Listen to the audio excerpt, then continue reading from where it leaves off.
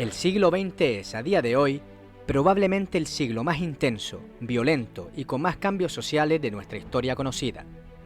En esta serie de 10 episodios vamos a ir analizando década por década los hechos más importantes que sucedieron en estos increíbles 100 años y que nos ayudan a entender cómo es nuestra sociedad a día de hoy.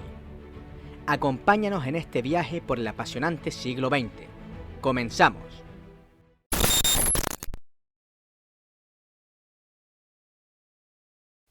¡1! Asesinato de William McKinley, presidente número 25 de los Estados Unidos, 14 de septiembre de 1901. El magnicidio, desgraciadamente, es un concepto que los estadounidenses en su breve historia han aprendido bien.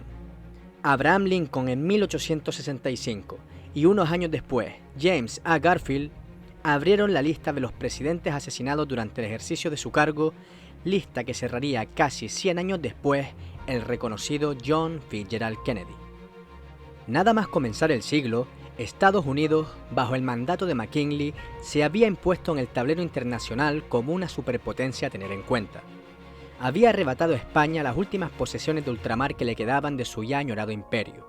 Su política arancelaria era la responsable del aumento de la producción interna del país y promovió el pluralismo entre los grupos étnicos. Pero nuevos movimientos políticos y sociales estaban sacudiendo los cimientos de los países occidentales, entre ellos el anarquismo. El 6 de septiembre de 1901, Leon Czolgosz, un anarquista de raíces polacas, se acercó a William McKinley en el Templo de la Música durante la Exposición Panamericana en la ciudad de Buffalo.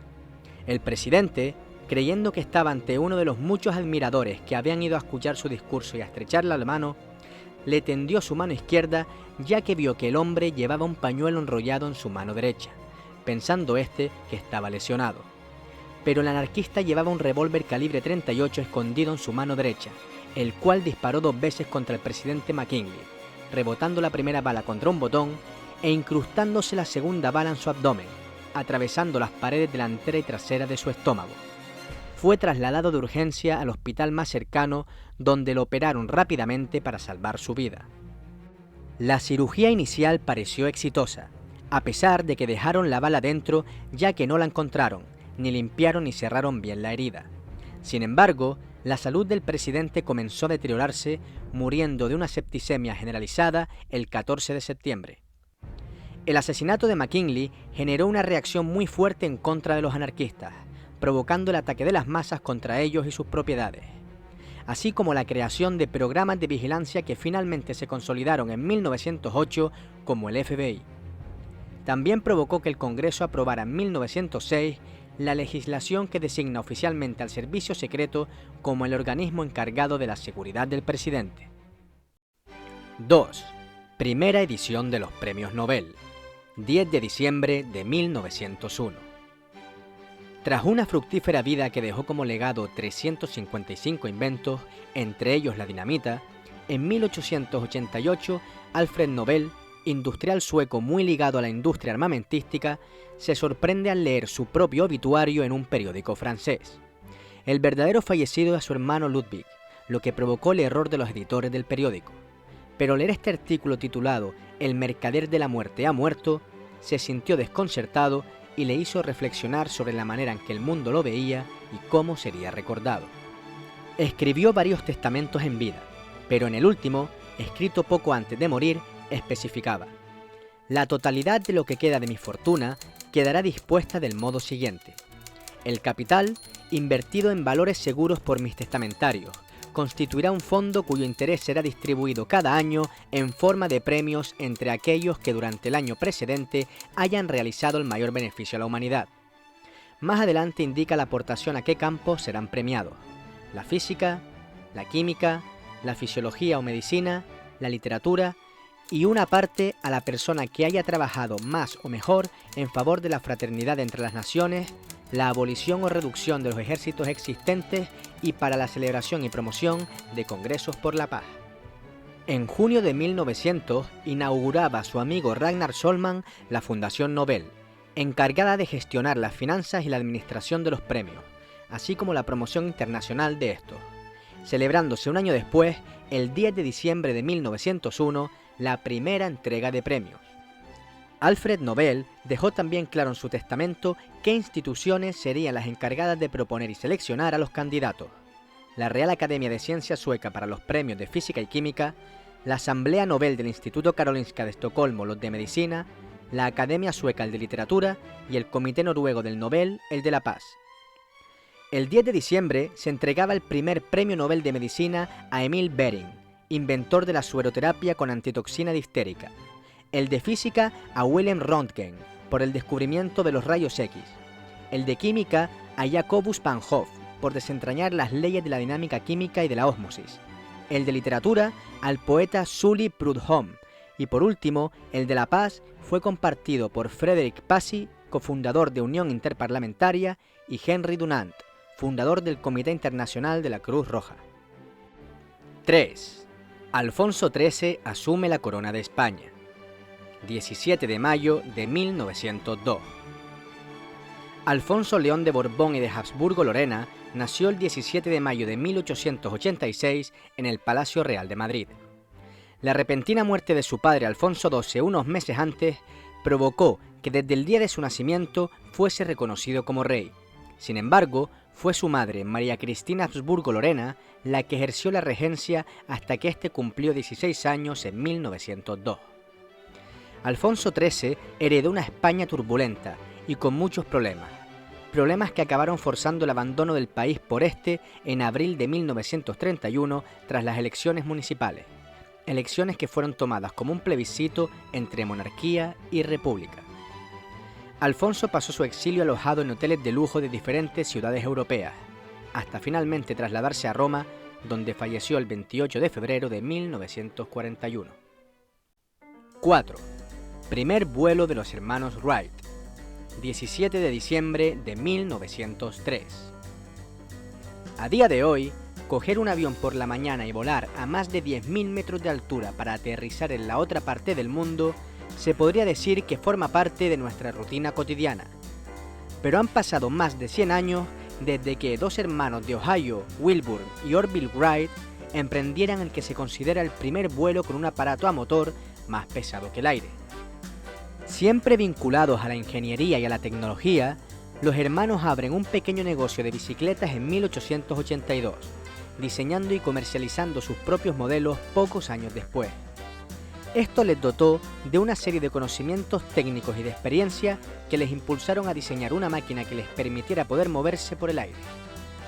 Tras 3 años de investigación, desarrollo y duro trabajo, consiguieron dar con el diseño definitivo que les permitió, el 17 de diciembre de 1903, tras varios intentos, que uno, el menor de los hermanos Orville, realizara un vuelo de 12 segundos recorriendo 36 metros en la localidad de Kitty Hawk, en Carolina del Norte. Este maravilloso invento se trataba del Flyer 1, el considerado el primer avión de la historia, fabricado con madera de abeto y fresno, con alas de tela de muselina y un motor diseñado a propósito de 4 cilindros y 12 caballos de potencia. El primer vuelo de la historia llevado a cabo por los hermanos Wright fue el inicio de una revolución en los medios de transporte y, cómo no, en los medios de hacer la guerra, comenzando a utilizarse aviones como arma y como defensa en la Primera Guerra Mundial. A pesar de esto, es innegable que esta hazaña de los hermanos Wright cambiara nuestra forma de comunicarnos y de vivir, haciendo que un mundo que antes parecía infinito esté ahora a nuestro alcance. 5. Guerra ruso-japonesa. Del 8 de febrero de 1904 al 5 de septiembre de 1905. Menos de 40 años después de que la restauración Meiji revolucionara Japón, en un contexto de expansionismo de las grandes potencias de la época, la nueva potencia nipona no podía consentir que Rusia ampliara tanto su territorio hasta quedarse a pocos cientos de kilómetros de sus costas. Rusia, buscando puertos marítimos que no se congelaran durante el invierno, consiguió que China firmara un acuerdo que le permitiese el uso de Port Arthur como base ubicada en el extremo de la península de Liaodong. Pero tras el levantamiento de los Boxer, Rusia aprovecha y ocupa toda la provincia de Manchuria, la cual ansiaba también Japón para obtener nuevos recursos, con el objetivo de aumentar su influencia en el lejano oriente, aprovechándose también de la construcción del ferrocarril siberiano. Tras un acuerdo de defensa firmado con los británicos, quienes tampoco veían con buenos ojos el expansionismo ruso, Japón decide, sin previo aviso ni declaración de guerra, atacar por sorpresa la flota rusa establecida en Port Arthur el 8 de febrero de 1904. Tras múltiples derrotas en tierra y mar del ejército ruso y por la dificultad de la llegada de refuerzos debido a la gran extensión del país, unido a los problemas sociales que tenían en aquellos tiempos, en 1905 la capacidad ofensiva de Rusia había mermado por completo. Por otro lado, su rival Japón, a pesar de haber dominado en todos los ámbitos de combate, debido sobre todo a la superioridad técnica de su flota, estaba exhausto a causa del gran número de bajas que estaban dejando los sangrientos combates y la cantidad de recursos destinados a la guerra. En este contexto de agotamiento general, el presidente de los Estados Unidos, Theodore Roosevelt, aprovecha para intermediar e iniciar negociaciones de paz entre los dos bandos, con la finalidad de firmar un tratado de paz entre ambos países. El tratado se firma finalmente en la ciudad de Portsmouth el 5 de septiembre de 1905, reconociendo la victoria de Japón, algo humillante para el zar Nicolás II, y cediendo algunos territorios a los japoneses en China y la devolución de Manchuria a los chinos. Dos consecuencias principales dejó esta guerra. Una, la conmoción en Occidente y la inspiración en Oriente de que un país no occidental haya podido vencer a uno occidental, hecho que provocaría el incremento de movimientos independentistas y anticolonialistas alrededor del mundo, lo que llevó a que se denominase a este conflicto bélico como el fin del mito del hombre blanco. La otra consecuencia fue la adquisición de Japón y en especial a su armada imperial de un gran prestigio nacional e internacional, lo que supondría un aumento del sentimiento supremacista japonés con las consecuencias que ya veremos en futuros capítulos de esta serie.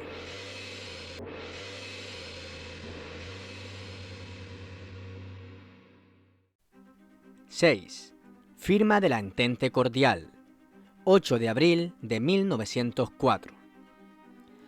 Pocos países han tenido una relación más tensa y caótica que el Reino Unido y Francia a lo largo de su historia. Rivales en numerosas guerras, así como aliados en muchas otras. Sin embargo, a finales del siglo XIX, esa rivalidad y desconfianza mutua que se había impuesto tras la caída de Napoleón unas décadas atrás, se estaba convirtiendo en la necesidad de crear una alianza frente a los nuevos cambios políticos, económicos y sociales que estaban proliferando en el mundo. El creciente aumento de la influencia económica y militar de Alemania, así como los problemas surgidos por la expansión colonialista, ya que muchos otros países habían entrado en el juego colonial, provocó que las dos principales potencias de la época, en vez de seguir rivalizando, se sentaran a negociar. Las negociaciones duraron 2 años y finalmente, el 8 de abril de 1904, se firmó la conocida como Entente Cordial. Esta alianza, aparte de intentar resolver las disputas coloniales e intentar asegurar la paz en Europa, también estableció una serie de acuerdos comerciales entre los dos países. La principal consecuencia geopolítica que tuvo este acuerdo fue la interpretación como una amenaza por parte de Alemania de esta alianza, lo que provocó un aumento en su belicismo y en su militarización, hechos que llevarían unos años más adelante al estallido de la Primera Guerra Mundial. Este tratado fue la base para la formación de un sistema de alianzas entre el Reino Unido y Francia, a los que posteriormente se sumarían Rusia y más tarde Estados Unidos durante la Primera Guerra Mundial, denominada Triple Entente. 7. Evento de Tunguska, 30 de junio de 1908.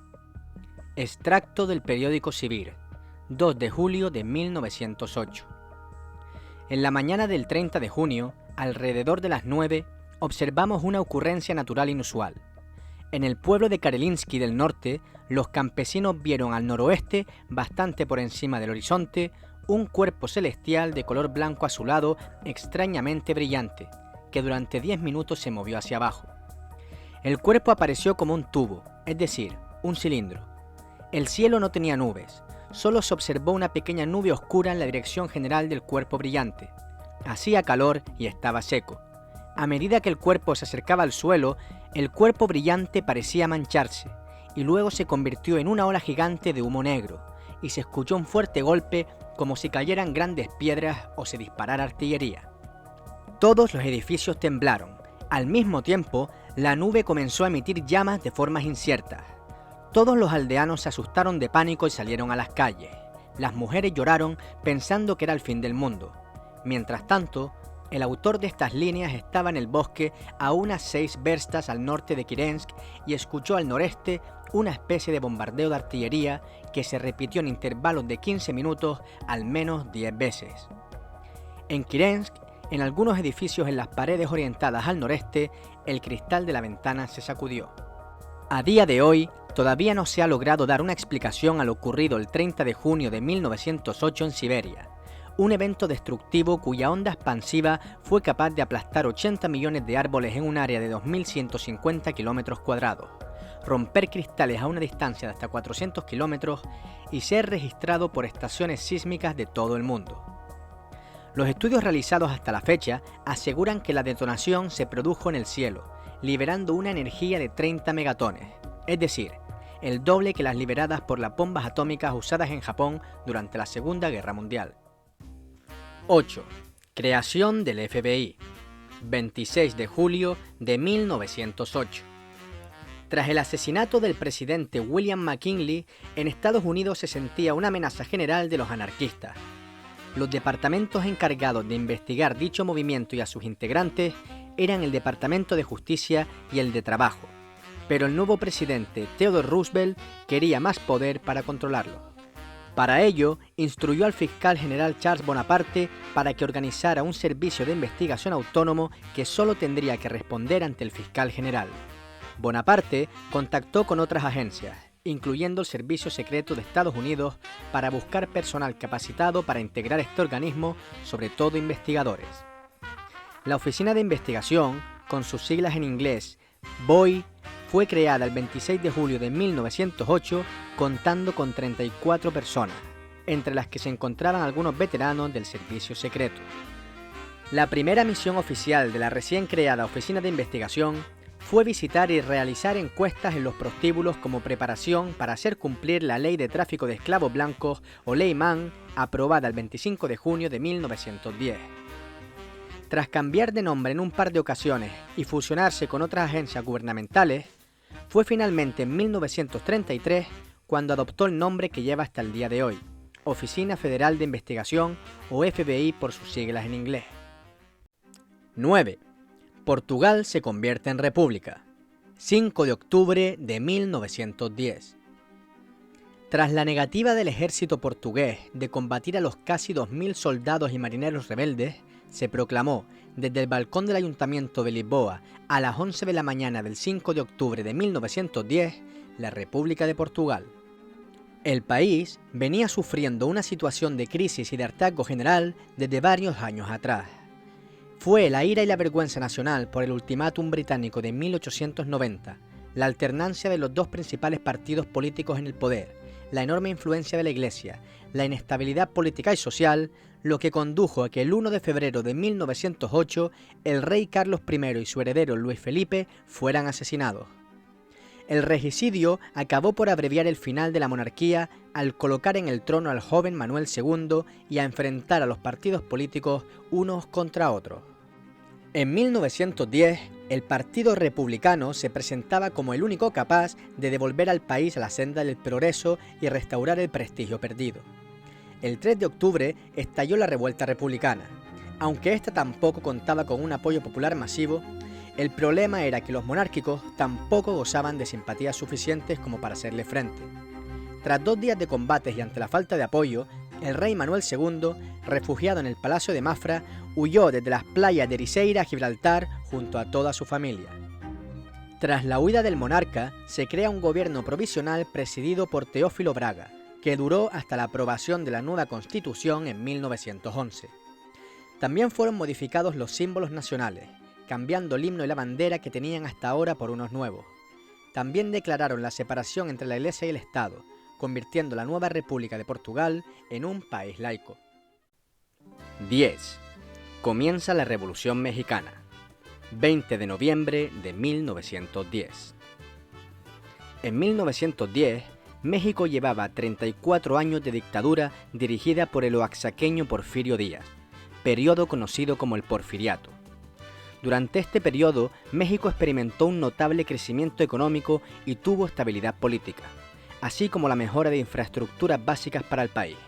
Eso sí, esos beneficios solo lo percibían un reducido número de personas, estando el resto de la población en situación de pobreza y siendo la mayoría de críticos con el régimen encarcelados o asesinados.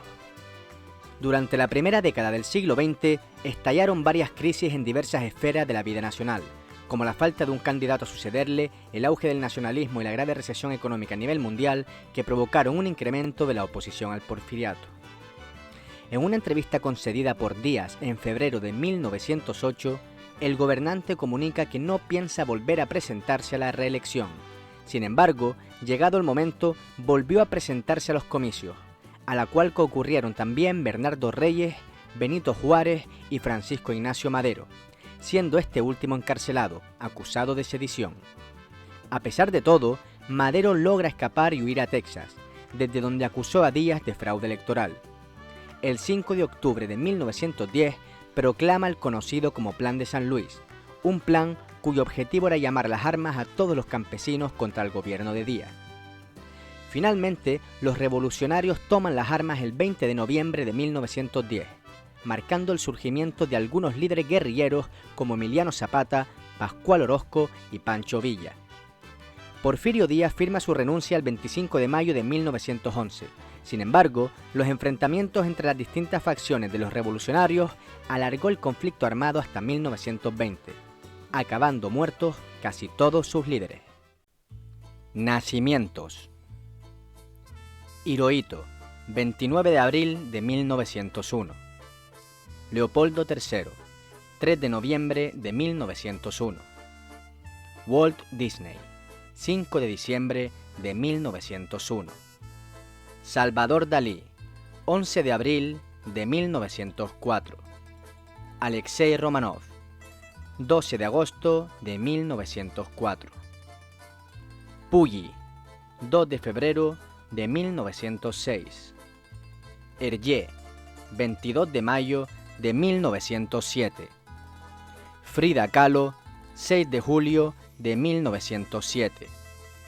Ian Fleming, 28 de mayo de 1908. Y Salvador Allende, 26 de junio de 1908. Fallecimientos. Reina Victoria, 22 de enero de 1901. Giuseppe Verdi, 27 de enero de 1901. Isabel II de España, 9 de abril de 1904. Theodor Herzl, 3 de julio de 1904. Julio Verne, 24 de marzo de 1905. Pierre Curie, 19 de abril de 1906. Dmitri Mendeleev, 20 de enero de 1907. Jerónimo, 17 de febrero de 1909. Mark Twain, 21 de abril de 1910. Y León Tolstoy, 20 de noviembre de 1910. Dejen en comentarios qué otros acontecimientos ocurridos en esta época creéis que faltan. Suscribíos y darle al like, que así nos ayudáis a seguir creando más vídeos. Un saludo a todos esos curiosos que nos acompañan siempre.